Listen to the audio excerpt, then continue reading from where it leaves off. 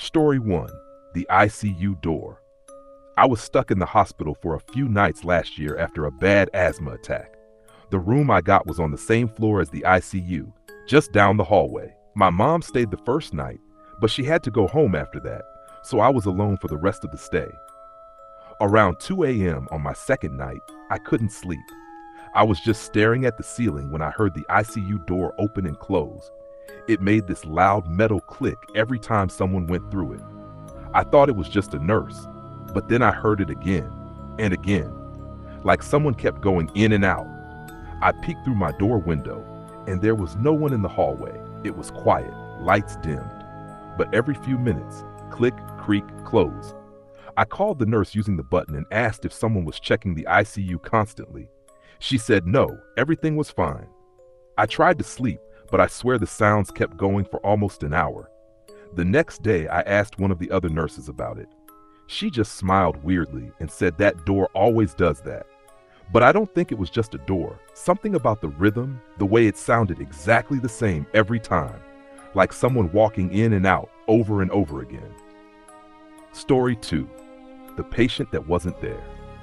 My cousin worked as a student nurse during her on-the-job training, and I stayed with her once after school while she was on her shift.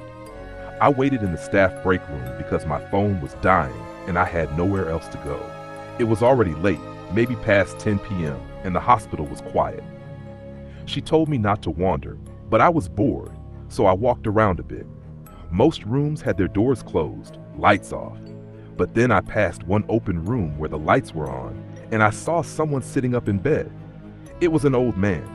He didn't move much, just looked out the window. I didn't say anything. I thought maybe he couldn't sleep or was waiting for a nurse. I walked back to the break room and told my cousin someone was awake in room 206. She looked confused. Said that room was empty and under maintenance.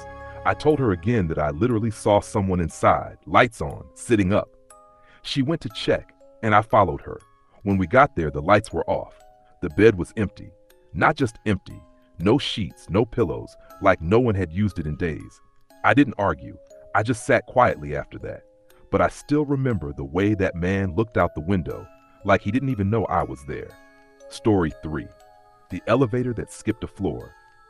When my uncle was in the hospital, I visited him a lot. He was on the 7th floor. One day I left late after visiting hours and had to take the elevator down by myself. It was one of those old ones, slow and shaky. I pressed G for ground floor and the elevator started going down. But right after passing the 4th floor, it stopped. The light flickered and it just paused. No doors opened, just silence. Then out of nowhere, the floor display changed to 6. It had skipped floor 5 completely. The weird part is, I didn't press anything. And when it opened on 6, the hallway lights were off, like pitch black. No nurses, no sound. The elevator stayed open for almost a full minute before slowly closing again. When I finally got to the ground floor, I asked the guard if the elevator was broken. He just shrugged and said, "That elevator acts up sometimes." But later, I overheard 2 staff talking about how no one uses the 5th floor.